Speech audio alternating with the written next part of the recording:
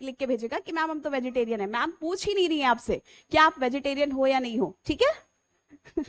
Ma'am बस आपको कुछ उदाहरण बता रही है। दीपक कुमार, बेटा जी पढ़ लो बाबू, है ना। शादी होगी मैम की तो भोज तुम्हें जरूर मिलेगा, काहे इतना परेशान हो, ठीक है। और क्या पता तुम सबका आशीर्वाद मिल जाए, लग जाए तो बहुत जल्दी ही मिल जाए तुम लोगों को, ठीक है। बाकी इंस्टाग्राम से तो तुम सारी जानकारियां ले ही लेते हो, ठीक है। चलो अभी क्लास में फोकस करो। तो यानी कि बात की जाए वेजिटेरियन और नॉन वेजिटेरियन। अब लेखक जो है, लेखक का जो परिवार है, यानी कि लेखक के जो पिता हैं, है ना, वो तो भैया पूरी तरह से कैसे हैं, नॉन वेजिटेरियन, ठीक है, यानी कि कह सकते हैं मांसाहारी। लेकिन लेखक की जो माँ है ना, और अक्सर कई घरों में ये स्थिति होती है कि मम्मी कहेंगी अरे नहीं भाई, तुम्हें अगर अंडा भी बनाना है तो तुम अपने अलग बर्तन रखो, है ना। ऐसा कई जगह होता है, कई घरों में होता रहा है।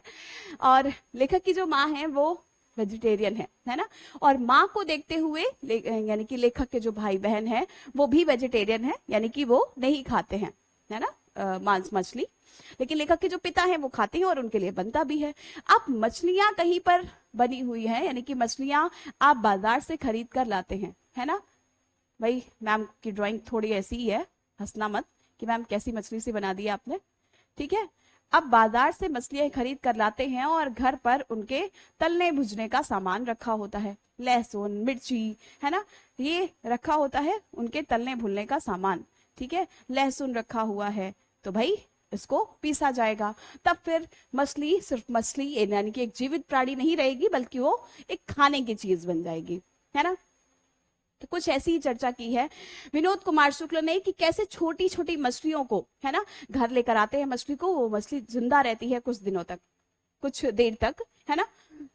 और लेखक उसको कैसे छुपा छुपा के बचा बचा के रखते हैं कि अरे ऐसा ना हो कि मर जाए, जबकि अंततः तो वो आए ही मरने के लिए है ना। ठीक है, तो इतनी बात समझ में आई सभी को? बताना जरा फटाफट से एक बार, बताओ बताओ भाई। इतनी बात में किसी को कोई समस्या? नाम फुल नहीं हो रहा है, क्या नहीं फुल हो रहा भाई? बताओ बताओ जल्दी से।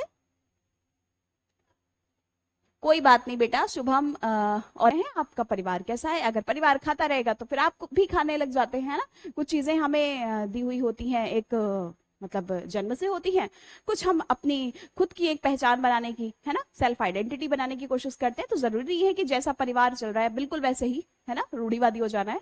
कुछ अपने भी डिसीजंस होते हैं, है ना, कि आप पे निर्भर करता है आपको खाना पसंद है या नहीं पसंद है ना।